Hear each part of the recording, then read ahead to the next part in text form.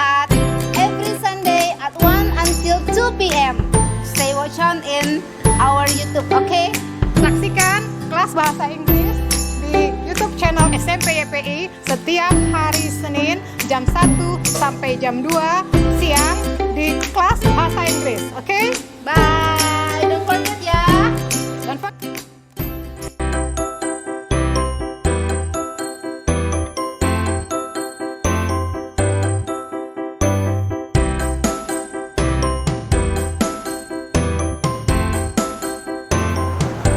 Jangan lupa saksikan pelajaran prakarya di hari Selasa jam 2 sampai jam 3 di PJJ SMP YPI Pulau Gadung.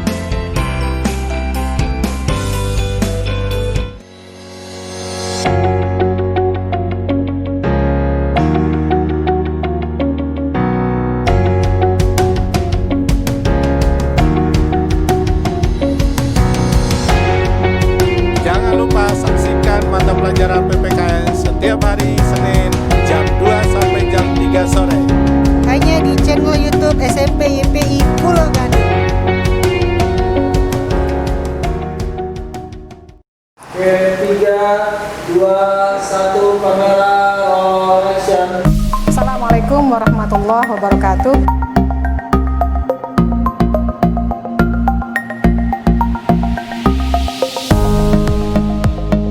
Yuk, sebelum kita mulai pembelajaran, mari kita berdoa terlebih dahulu.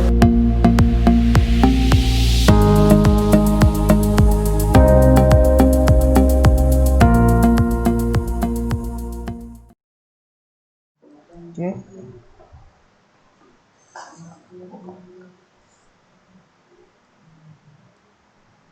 Assalamualaikum warahmatullahi wabarakatuh. Selamat siang anak-anak, bagaimana kabar kalian hari ini?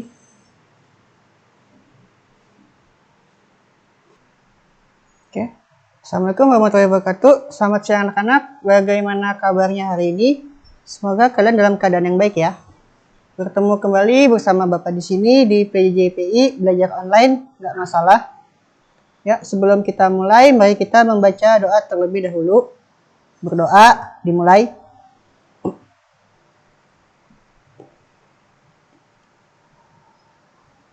Berdoa, selesai. Oke.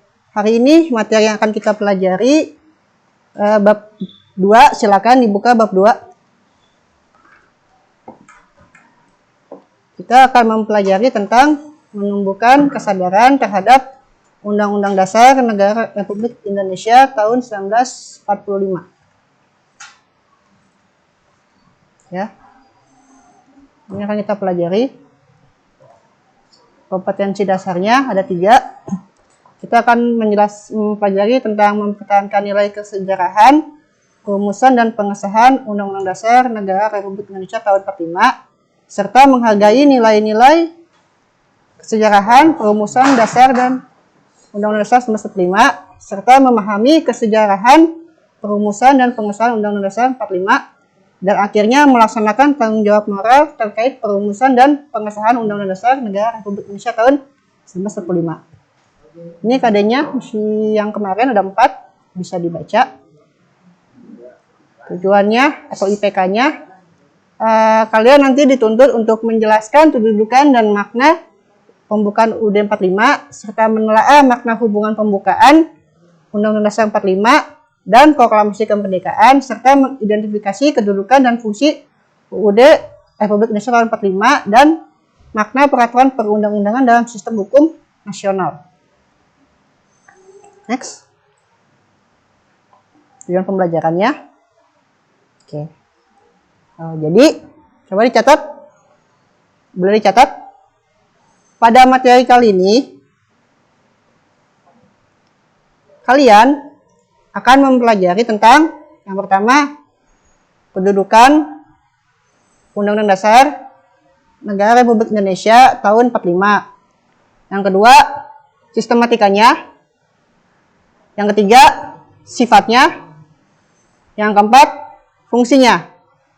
Coba dicatat yang benar.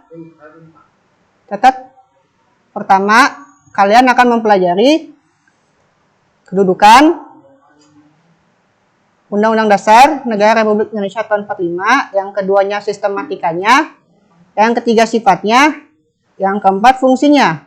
Jadi fokus bahasan kita kali ini hanya 4. Itu apa saja? Pertama kedudukannya.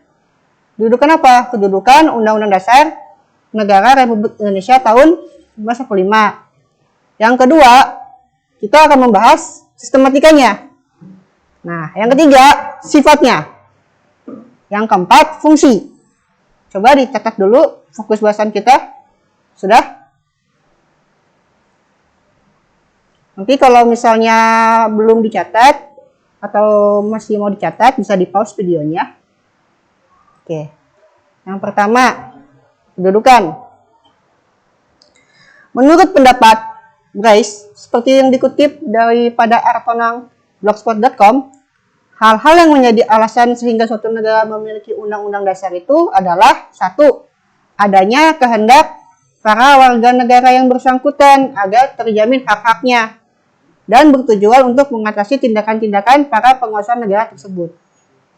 Yang kedua, adanya kehendak dari penguasa negara dan atau rakyatnya untuk menjamin agar terdapat pola atau sistem tertentu atas pemerintahan negaranya. Yang ketiga, adanya kehendak para pembentuk negara baru tersebut agar terdapat kepastian tentang cara penyelenggaraan tata negaraannya. Yang keempat, adanya kehendak dari beberapa negara yang pada mulanya berdiri sendiri untuk menjalin kerjasama. Ya, dicatat ya. Dibuka bukunya, dicatat. Jadi, menurut guys itu, mengapa sih ada undang-undang dasar? Kenapa suatu negara memiliki undang-undang dasar? Yang pertama, adanya kehendak. Kehendak siapa? Warga negara. Agar terjamin hak-haknya. Ya kan? Pertama, adanya kehendak dari warga negara tersebut agar terjamin hak-haknya. Yang kedua, adanya kehendak dari siapa? Penguasa negara dan atau rakyatnya untuk menjamin agar terdapat pola atau sistem tertentu atas pemerintah negaranya. Nih, terdapat pola sistem tertentu atas pemerintahan negaranya. Yang ketiga, adanya kehendak pembentukan negara baru tersebut agar terdapat kepastian tentang cara penyelenggaraan ketatanegaraannya. Yang keempat, adanya kehendak dari beberapa negara yang pada mulanya berdiri sendiri untuk menjalin kerjasama. Nah, ya. Jadi kata kuncinya apa? Mengapa ada atau undang-undang dasar itu dimiliki oleh suatu negara? Apa kata kuncinya? Adanya kehendak. Ya kan? Yang pertama, kehendak warga negaranya agar terjamin hak-haknya. Itu intinya. Adanya kehendak warga negaranya agar hak-haknya terjamin. Itu yang pertama. Yang kedua, adanya kehendak dari penguasa maupun rakyatnya supaya terdapat pola atau sistem tertentu atas pemerintah negaranya. Yang ketiga, agar terdapat kepastian tentang cara penyelenggaraan ketatanegaraannya. Dan yang terakhir, adanya kehendak dari beberapa negara yang pada mulanya berdiri sendiri untuk menjalin kerjasama.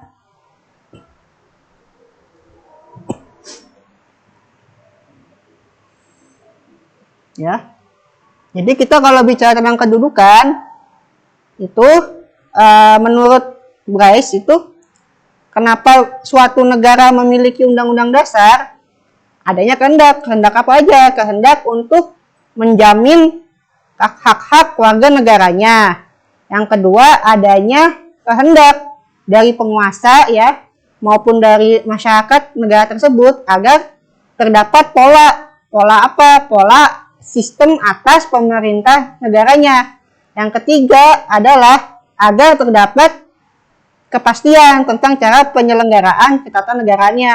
Yang keempat, adanya kehendak dari beberapa negara yang pada mulanya ini berdiri sendiri untuk menjalin kerjasama. Oke, lanjut.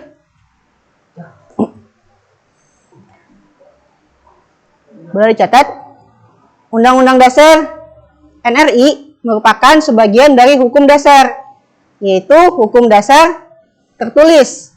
Jadi, Undang-Undang Dasar Negara Kesatuan Republik Indonesia bukanlah satu-satunya hukum dasar. Kalau kita berbicara hukum itu dalam jenisnya terdapat dua jenis, yaitu hukum tertulis dan hukum tidak tertulis. Kenapa dikatakan hukum tertulis? Karena bentuknya tertulis, ada bukti fisiknya, ditulis, namanya juga tertulis. Nah, kalau hukum tidak tertulis, yaitu hukum yang tidak ada bentuk fisiknya, tidak ada dokumentasinya, tidak terkodifikasikan, namanya tidak tertulis. Nah, bisa dilihat contohnya yang tertulis adalah Undang-Undang Dasar NRI tahun 1945. Kalian bisa kan menemukan Undang-Undang Dasar NRI, bisa dilihat kan, bisa dipegang kan fisiknya. Nah, contoh misalnya yang tidak tertulis, norma kesopanan. Norma kesopanan tidak tertulis. Misalnya kalian saat berangkat sekolah, ditulis nggak? Sebelum berangkat sekolah wajib cium tangan sama orang tua. Ditulis nggak? Nggak ditulis. Tapi itu merupakan suatu bentuk kesopanan. Walaupun tidak tertulis, tetapi itu merupakan hukum atau norma. Hukum yang tidak tertulis. Ya. Contoh lain yang tidak tertulis, misalnya setelah kalian makan, pasti mengucapkan alhamdulillah, syukur. Tidak tertulis. Tetapi itu merupakan suatu norma yang ada. Seharusnya setelah makan kalian mengucapkan syukur, alhamdulillah. Ya, jadi bedanya hukum yang tidak tertulis dan tertulis, yaitu kalau hukum yang tertulis itu ada bentuknya, fisiknya. Sedangkan jika hukum yang tidak tertulis tidak ada bentuk fisiknya. Jadi kalian tidak bisa menemukan catatan-catatan bentuk hukum yang tidak tertulis. Seperti misalnya norma, kumpulan norma-norma kesopanan. Tidak ada yang menerbitkan aturan bakunya. Sedangkan kalau hukum yang tertulis itu kalian bisa temukan bentuk fisiknya, bukunya. Contohnya apa? Undang-Undang Dasar NRI tahun 45. Itu merupakan hukum dasar tertulis contohnya ya. Oke, lanjut. Ini. Nah, sebagai hukum dasar, UUD NRI berkedudukan sebagai sumber hukum dan merupakan hukum dasar yang menempati kedudukan tertinggi dalam kedudukannya sebagai sumber hukum yang tertinggi. Jadi nanti minggu depan kan kita UTS. Setelah UTS, Bapak akan menjelaskan mengenai teori Stefan Baugh teori, yaitu teori hukum berjenjang, di mana hukum itu nanti ada jenjang-jenjangnya. Nah, Undang-Undang Dasar NRI ini merupakan hukum yang paling tinggi berkedudukannya berkedudukan tertinggi dalam kedudukannya sebagai sumber hukum yang tertinggi. Nanti di bawah Undang-Undang Dasar ada turunan-turunan aturan-aturannya. Nanti kita akan pelajari setelah UTS dalam pembelajaran PKN. Setiap peraturan perundang-undangan di bawah Undang-Undang Dasar harus berlandaskan dan bersumber pada Undang-Undang Negara Republik Indonesia tahun 45. Dengan demikian, Undang-Undang Dasar NRI ini mempunyai fungsi sebagai alat pengendali atau alat mengecek apakah norma hukum yang lebih rendah yang berlaku itu sesuai tidak atau bertentangan tidak dengan yang ada di atasnya. Sebagai hukum dasar tertinggi, segala peraturan perundang-undangan di bawah Undang-Undang Dasar tidak boleh bertentangan dengan Undang-Undang Dasar Negara Republik Indonesia tahun 1945. Jadi yang mesti kalian ketahui bahwa undang-undang itu atau hukum itu terdapat tingkatan-tingkatannya, di mana tingkatan yang atas itu menjadi pedoman atau patokan. Kalau misalnya yang atas berkata A, berarti turunannya, hukum yang di bawahnya harus tidak boleh melenceng dari hukum yang ada di atasnya, seperti itu. Nanti akan lebih jelasnya Bapak akan jelaskan setelah UTS ya. Nah, ini sistematikanya bisa ditulis. Lebih jelasnya, sistematika daripada UUD NRI itu yang pertama tulis pembukaan. UUD 45 sistematikanya yang pertama ada pembukaannya. Ada pasal-pasalnya. Dah, cuman 2 tuh. Pembukaan serta pasal-pasal. Ada lagi nggak kira-kira? Nah, cuman 2 ya. Pembukaan, pasal-pasal. Pembukaannya terdiri dari 4 alinea. Seperti yang minggu lalu sudah Bapak tampilkan, alinea itu apa saja. Alinea pertama isinya apa saja. Sudah sesuai tugas, sudah dikasih tugasnya. Jadi yang jelas pembukaan itu ada 4 alinea. Pembukaan UUD 45 terdapat 4 alinea. Nah, pasal-pasalnya kemarin juga sudah disinggung sebelumnya, bahwa sebelum diubah atau diamandemen itu terdapat 16 bab. 16 bab sebelum amandemen. Setelah diamandemen menjadi 21 bab. Nah, untuk pasal sebelum diamandemen atau aslinya ada 37 pasal. Setelah diubah atau diamandemen bertambah menjadi 73 pasal. Untuk ayatnya itu ada 49 ayat awalnya, setelah diubah menjadi 170 ayat. Nah, yang terakhir itu ada aturan peralihan ya. Ada 4 aslinya, setelah diubah menjadi 3 pasal aturan peralihan. Dan 2 ayat aturan tambahan awalnya berubah menjadi 2 pasal aturan tambahan. Jadi kalau bisa dilihat di sini, awalnya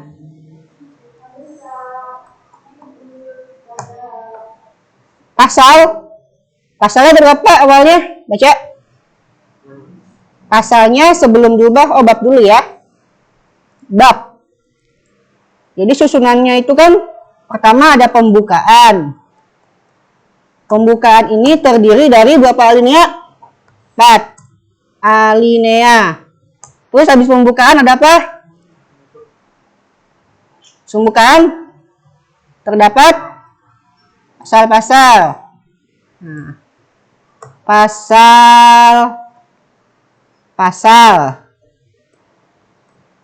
pasal-pasal ini terdiri dari bab. Babnya di awal atau aslinya ada berapa bab? Ada 16. Aslinya atau awalnya 16 bab.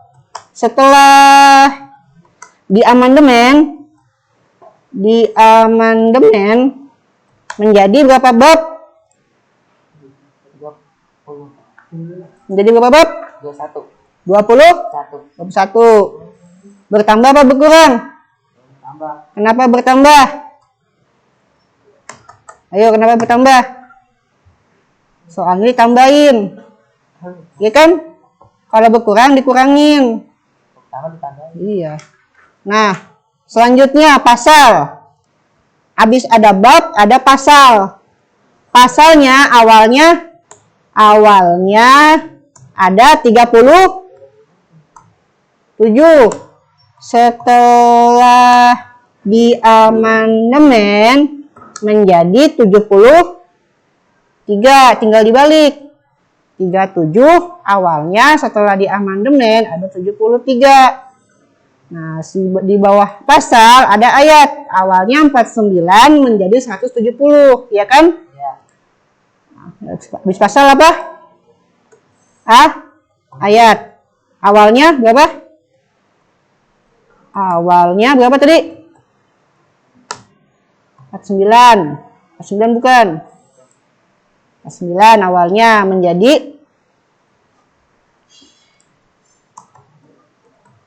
170. Yang terakhir, aturan peralihan dari 3 menjadi 2. Aturan tambahan, ya kan nih, aturan peralihan dari 4 menjadi 3. Dan aturan tambahan dari 2 menjadi 2 tetap. Jadi yang berubah hanya aturan peralihan saja. Aturan tambahannya tidak berubah banyaknya. Ini kerasin dikit biar muat. Apa tadi yang berubah? Aturan tambahan. Awalnya berapa? Aturan tambahan awalnya 2. Awalnya 2. Sekarang menjadi 2 tetap. Nah, yang berubah aturan peralihan. Aturan peralihan itu awalnya ada 4. Setelah diubah menjadi 3 pasal. Aturan peralihan ada 4. Setelah diamandemen menjadi 3 apa 2? Menjadi 3. Ya. Nih. Dah. Jadi yang nggak berubah apa? Pembukaan berubah nggak? Dari awal sampai sekarang. Berubah nggak pembukaan? Enggak kan? Dari awal tetap 4 alinea. Nah, yang berubah adalah pasal-pasalnya. Terdiri dari bab. Babnya awalnya 16, sekarang jadi banyak, ada 21. Begitu juga pasalnya ada 37, sekarang ada 73, dibalik nih 37, 73. Sedangkan ayatnya dari 49 jadi 170. Nah, terus ada lagi yang berubah, aturan tambahan. Oh ini nggak berubah ya, yang berubah aturan peralihan. Aturan tambahnya tetap. Awalnya 2 jadi 2. Aturan peralihan awalnya 4 jadi 3, malah berkurang. Jadi yang berkurang apa? Yang berkurang adalah aturan peralihan. Dari 4 jadi 3. Sisanya pada nambah ya? Nambah. Yang tetap ini nih, aturan tambahan. Tetap 22. Dah. Nah. Sekarang saya akan menjelaskan sifat Undang-Undang Dasar NRI tahun 45. Ya, sifatnya apa aja? Yang pertama tertulis. Yang kedua singkat. Yang ketiga supel. Yang keempat rigid atau kaku. Ada 4 sifat yang terdapat dalam Undang-Undang Dasar NRI tahun 45. Apa saja? Pertama tertulis. Lawan daripada tertulis apa? Tidak tertulis. Yang kedua singkat. Lawan dari singkat apa? Lawan dari singkat? Rumit atau bukan rumit. Kalau rumit yang 3. Lawan dari singkat apa? Singkat itu sinonim kalau simpel. Singkat lawannya panjang atau bukan? Singkat lawannya lama. Enggak juga ya, singkat. Singkat lawannya panjang lah ibaratnya. Supel itu simple. Nah, kalau simple lawannya ribet, rumit. Yang keempat rigid, kaku, lawannya fleksibel. Nah, jadi kalau misalnya Undang-Undang Dasar NRI 45 itu sifatnya ada 4. Apa aja? Tertulis, singkat, supel, rigid. Coba apa? Pertama tertulis, sikat, supel, rigid. Nah, itu ya sifat-sifatnya ya. Oke.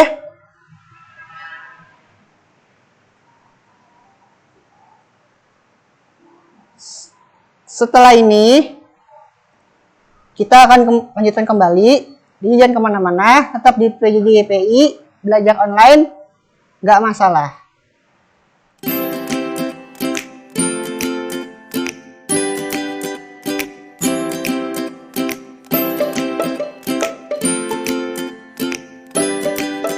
Hi, don't forget to watch our English class in our YouTube SMP YPI Pulau Gadung at every Sunday at 1 until 2 p.m.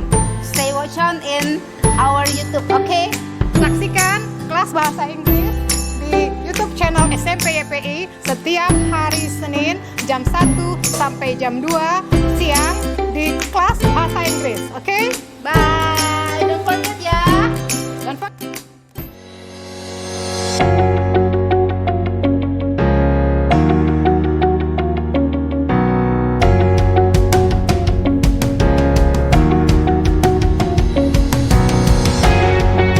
Jangan lupa saksikan mata pelajaran PPKN setiap hari Senin jam 2 sampai jam 3 sore. Hanya di channel YouTube SMP YPI Pulau Gadung.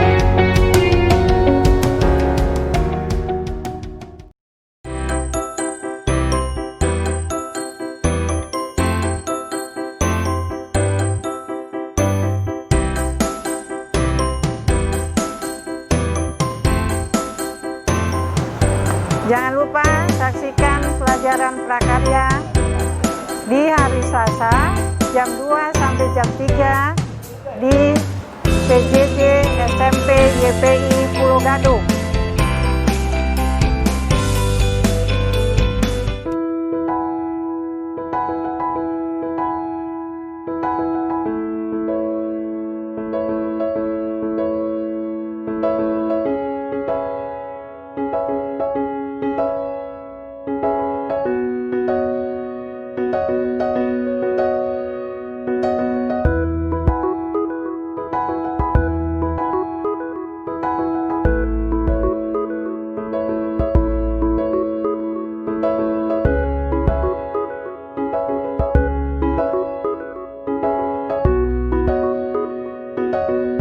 Assalamualaikum warahmatullahi wabarakatuh. Peserta didik YPI yang budiman, ikutilah pembelajaran pendidikan agama Islam dan budi pekerti di channel YouTube YPI setiap hari Kamis pukul 14 sampai dengan selesai. YPI di hati, berprestasi dan berakhlakul kalimah.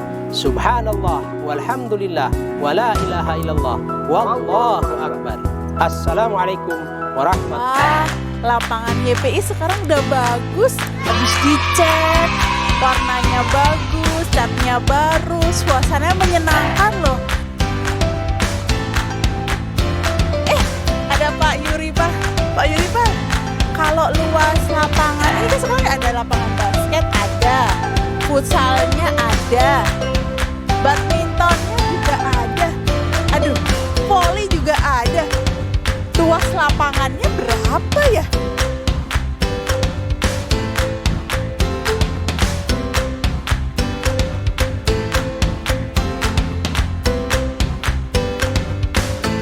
Untuk anak-anak semua, ternyata matematika itu bisa buat ngitung luas lapangan voli. Jadi jangan lupa saksikan pelajaran matematika. Dan kalian bisa ikuti di PJJ SMP YPI. Belajar online gak masalah. Setiap hari Kamis jam 1 siang hanya di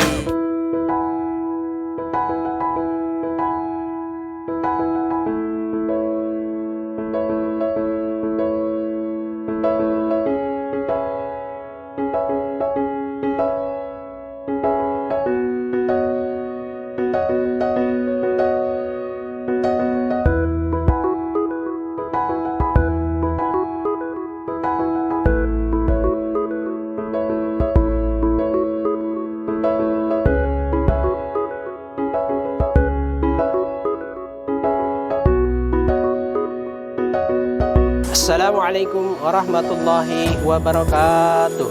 Peserta didik YPI yang budiman, ikutilah pembelajaran pendidikan agama Islam dan budi pekerti di channel YouTube YPI setiap hari Kamis pukul 14 sampai dengan selesai. YPI di hati, berprestasi dan berakhlakul kalimah. Subhanallah walhamdulillah wala ilaha illallah wallahu akbar. Assalamualaikum warahmatullahi wabarakatuh. Oke, 3, 2, 1, kamera roll action. Assalamualaikum warahmatullahi wabarakatuh.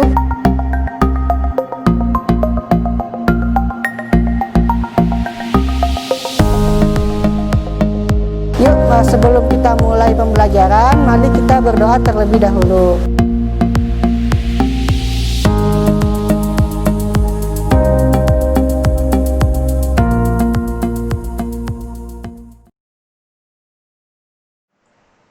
Kembali lagi bersama Bapak di sini di PJJPI belajar online gak masalah. Yuk kita lanjutkan kembali. Diingatkan hari ini kita belajar 4 hal ya. Yang pertama kedudukan UUD NRI 45. Yang kedua sistematikanya. Yang ketiga sifatnya. Yang keempat fungsinya. Kita sudah belajar mengenai pertama kedudukannya. Yang kedua sistematikanya. Yang ketiga sifatnya. Sekarang sedikit direview kedudukannya. Kedudukan Undang-Undang Dasar NRI itu merupakan yang paling tinggi, tertinggi. Nah, yang namanya tertinggi berarti disebutnya sebagai pedoman. Setiap peraturan perundang-undangan di bawahnya wajib berpedoman ngikutin melihat UUD NRI 45. Nggak boleh yang namanya undang-undang di bawahnya, peraturan perundang-undangan di bawah UUD itu tidak mengikuti atau melenceng. Kalau si namanya melenceng itu menyalahi. Yang kedua sistematika. Kalau kita berbicara sistematika itu pertama terdapat pembukaan. Ingat, pembukaan. Ada berapa alineanya? 4. Setelah pembukaan ada pasal-pasal. Dalam pasal-pasal ada apa aja? Ada babnya, ada pasalnya. Setelah itu ada ayatnya. Pasal-pasal terdiri dari bab, pasalnya itu sendiri, ayat, serta ada aturan peralihan, serta aturan tambahan. Berapa kali Undang-Undang Dasar udah diubah? Berapa kali udah diamandemen? Sudah diamandemen sebanyak 4 kali. 4 kali diamandemen. Kalau diamandemen berarti namanya diamandemen itu diubah. Berarti alineanya berubah enggak? Alineanya berubah enggak? Berubah dari mana? Kalau alineanya berubah, kan sekarang masih 4. Berarti alineanya tidak berubah. Pembukaannya berubah enggak? Enggak. Jadi yang berubah apa aja? Babnya. Ya, pasal-pasalnya berubah. Pertama bab. Awalnya ada berapa bab? 16. Menjadi 21. Nambah apa ngurang? Nambah. Berikutnya ada pasal. Pasalnya awalnya 37. Sekarang ada 73. 37 jadi 73. Selanjutnya ayat. Awalnya berapa? 49 menjadi 170. Yang berikutnya aturan peralihan. Awalnya ada 4. Sekarang jadi 3. Ya kan? Berkurang nih aturan peralihannya. Yang tetap apa? Yang tetap aturan tambahan. Tadinya 2 menjadi 2. Tetap ya. Lanjut.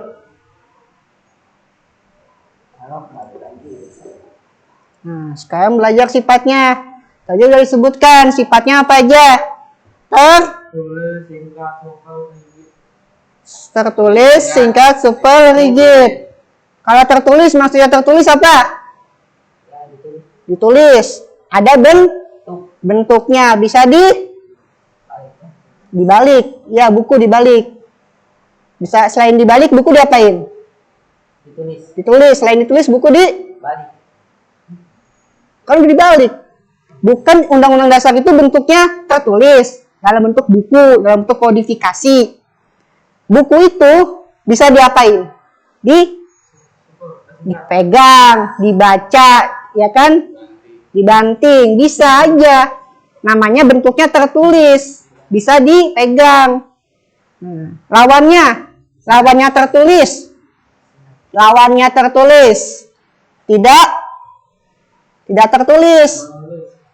Ditulis, tidak ditulis. Lawannya tertulis apa? Tidak tertulis. Maksudnya tidak tertulis?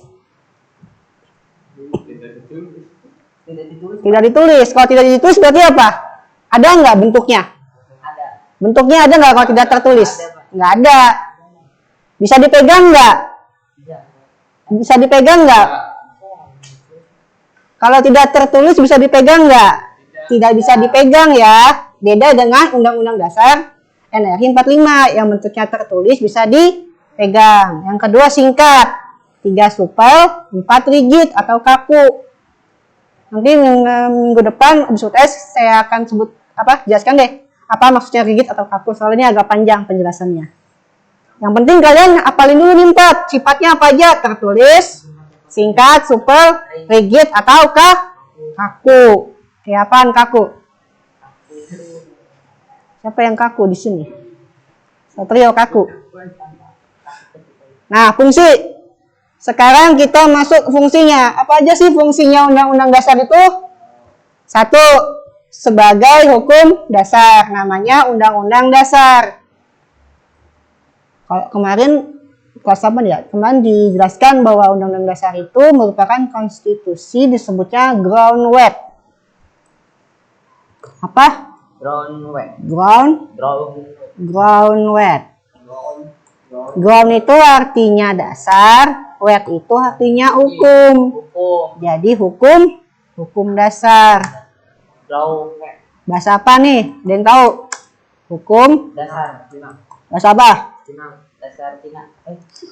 Bahasa Belanda. Ini kan bahasa Belanda ini. Bahasa Belanda. Groundwork. Ground itu artinya apa? Hukum. Ground itu artinya dasar. Lantai dasar. Grounder. Lantai dasar kan ada kata ground. Nah, itu ground itu artinya dasar. Work itu artinya hukum. Hukum dasar. Undang-Undang Dasar itu fungsinya sebagai hukum dasar. Selanjutnya sebagai alat pengendali. Pengendali apa? Pengendali kesesuaian antara norma hukum yang rendah dan yang lebih tinggi. Apa aja Pak norma hukum yang rendah sama yang tinggi? Nanti diajarkan setelah UTS, minggu depan UTS. Setelah UTS kita akan belajar tentang Stephen Dow teori atau sistematika hukum berjenjang. Bagaimana hukum memiliki tingkatan-tingkatannya. Pokoknya kalian harus cuman sekarang tahu aja nih fungsinya undang-undang itu sebagai hukum dasar. Selain itu sebagai alat pengendali. Pengendali apa? Pengendali hukum yang rendah dan yang lebih tinggi. Jangan sampai tabrakan. Yang ketiga sebagai alat pengatur. Pengatur apa? Pengatur cara kekuasaan disusun, dibagi, dikelola, dan dilaksanakan. Coba bayangin kalau nggak ada undang-undang dasar, presiden, MPR, DPR, KY, polisi, TNI, suka-suka sendiri. Presiden mau ngapain suka-suka, MPR mau ngapain suka-suka. Soalnya apa? Soalnya nggak ada yang ngatur, alat pengaturnya nggak ada, makanya suka-suka. Coba sekarang, ada nggak alat pengaturnya? Ada nggak alat pengaturnya sekarang? Apa alat pengaturnya? UUD. Jadi fungsi UUD itu sebagai alat pengatur. Pengatur apa? Pengatur bagaimana cara kekuasaan disusun, dibagi, dikelola, dan dilaksanakan. Ini udah ditulis belum? Kalau sudah, dibaca ya, diperhatikan. Yang keempat, alat penentu hak dan kewajiban seluruh warga negara termasuk para pejabat negara. Nah, yang ketiga itu kan kita berbicara sebagai alat pengatur bagaimana cara kekuasaan itu disusun, dibagi, dikelola, dan dilaksanakan. Selain itu, ternyata Undang-Undang Dasar itu memiliki fungsi sebagai alat penentu hak dan kewajiban seluruh warga negara termasuk para pejabat negara. Nah, ini nanti di dalam Undang-Undang Dasar kalau kalian buka, situ ada aturan-aturannya, bagaimana aturan secara umum mengenai hak asasi manusia, bagaimana masyarakat itu bisa berekspresi melalui kebebasan berekspresi, itu ada ininya, undang-undangnya, ada peraturannya. Nanti sebagai hukum dasar, peraturan yang terdapat dalam undang-undang itu diterjemahkan lebih jauh di bawahnya melalui peraturan perundang-undangan yang ada di bawahnya. Nanti kita akan pelajari ya. Oke, sampai sini ada pertanyaan mengenai fungsi undang-undang dasar, sifatnya, kemudian sistematikanya. Sudah? Ada pertanyaan tidak? Oke, kalau tidak ada, sekarang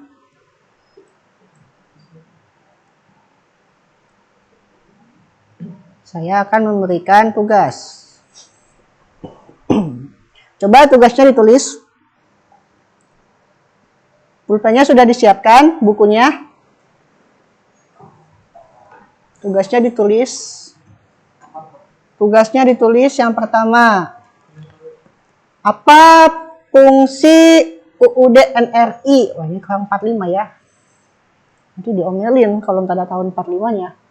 Tahun 1945.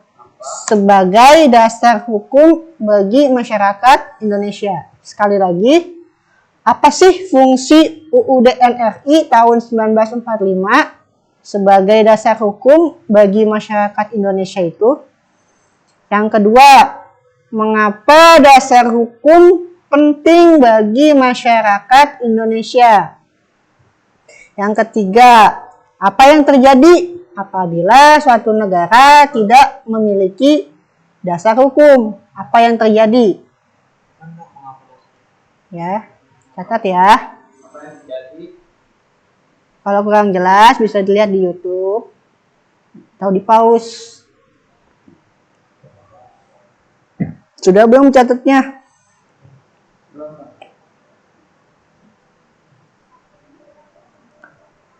Untuk yang belum mengirim tugas, silakan dikirim, dilengkapi, kirim ke link. Soalnya kalau di WA, takutnya kelelep chatnya, nanti tugasnya nggak kerekap. Minggu depan kita ulangan UTS, materinya adalah bab yang kemarin, bab 1 sama bab ini. Sampai sistematika dan fungsi ya, sifat, sistematika, fungsi, undang-undang dasar ya. Sampai sini materi yang akan dijadikan bahan UTS. Kalian bisa mempelajari materinya dari buku PDF yang sudah di-share oleh wali kelas masing-masing di grup kelas. Silakan dibuka buku PDF-nya, itu merupakan buku siswa generik yang berasal dari BSE Kemdikbud, Kementerian Pendidikan dan Kebudayaan. Jadi patokan materinya berasal dari situ, kalian bisa baca, cek. Nanti kalian pahami.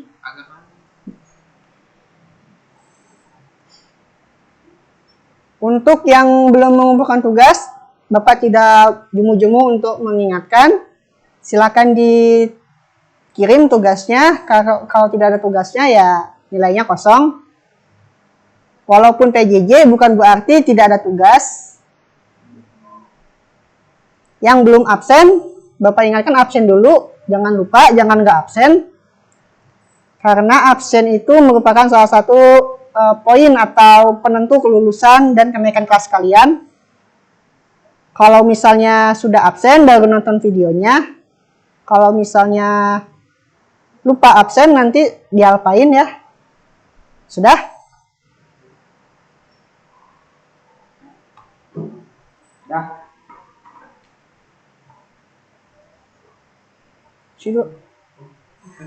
Oke.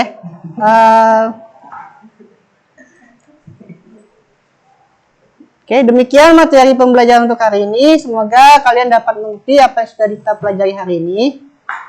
Ya, Bapak berharap anak-anak tetap menjaga kesehatan dan terus semangat dalam belajar. Semoga kita bisa kembali beraktivitas normal. Jangan lupa maskernya, jangan lupa cuci tangan, jangan lupa jaga kesehatan.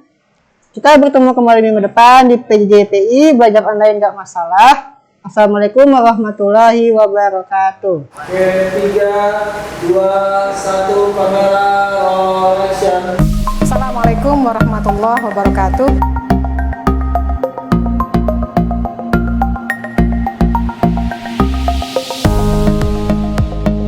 Yuk, sebelum kita mulai pembelajaran, mari kita berdoa terlebih dahulu.